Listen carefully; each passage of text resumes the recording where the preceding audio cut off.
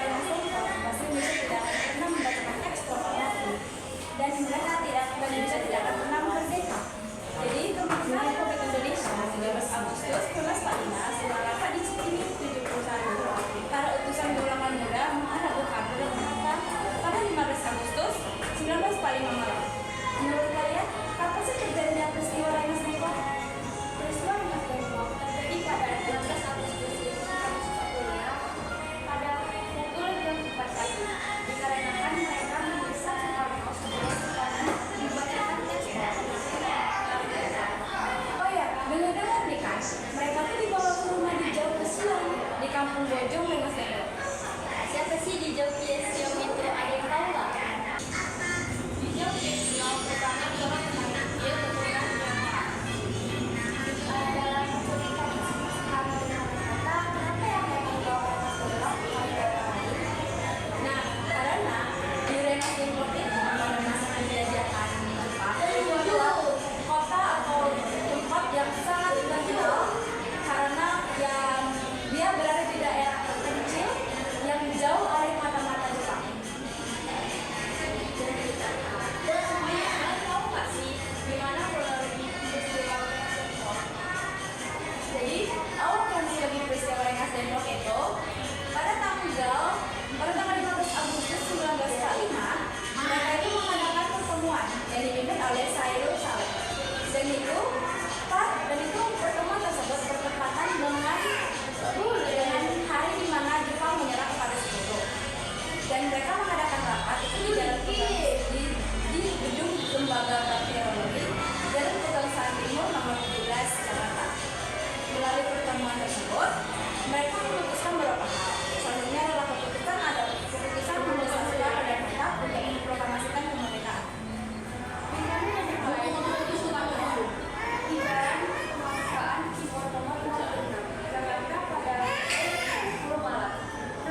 Soekarno menolak dengan alasan tidak dapat melepas tanggung jawab sebagai ketua PPKI dan menanyakan hal ini kepada Pawa Wakil PPKI keesokan harinya. Semarang muncul kembali tersebut lagi Jalan Cikini nomor 71 Semarang. Mereka memutuskan bahwa Soekarno mulai Rengas Dengklok 16 Agustus 1945 pas pagi yang dipimpin oleh para Soekarno dan juga Muhammad Hatta dan juga para pengawal. Mereka sengaja memakai seragam peka agar tidak dikenali oleh militer Jepang. Nah, saat berada di Rengas Dengklok, para pemuda itu mendesak proklamasi yang bebas dari pengaruh Jepang. Kayak mereka tuh mendesak Soekarno itu supaya bisa membacakan proklamasi tanpa adanya campur tangan Jepang dalam proklamasi tersebut. Kalau demikian, kehendak ini tidak dilaksanakan dan para pemuda pun segera terus mendesak. Dan Kusinggi berusaha berbicara dengan Soekarno sampai dia setuju proklamasi dilakukan tanpa campur tangan Jepang dengan syarat dilakukan di Jakarta. Suebarjo pun menjemput Soekarno.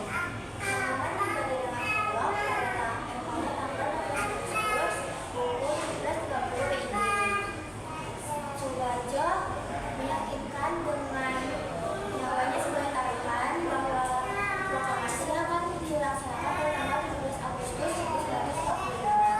Akhirnya para pemuda melepaskan Soekarno dan Hatta untuk kembali ke Jakarta. Jadi kapan sih proklamasi dilaksanakan? Karena ini berapa jam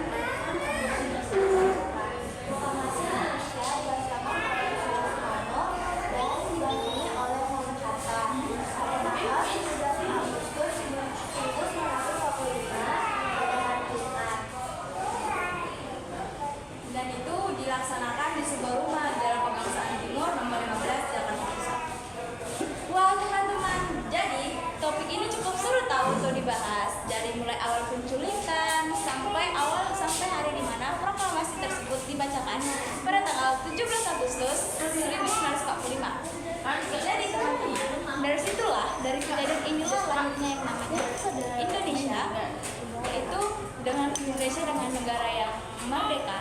Jadi teman-teman, dalam perjuangan untuk kemerdekaan Indonesia, kita belajar dengan satu hal, Indonesia tidak akan pernah merdeka tanpa adanya keberanian dan tanggung jawab yang penuh atas kemerdekaan Indonesia. Benar banget, kita sebagai generasi muda harus menghargai perjuangan Indonesia kita. Oke teman-teman, sampai segitu dulu ya pembahasan kita tentang peristiwa Rengas Dengklok hingga akhir pembacaan teks proklamasi. Jika teman-teman masih kurang jelas dengan pembahasan kami, teman-teman bisa cek di link lain atau channel YouTube lain yang teman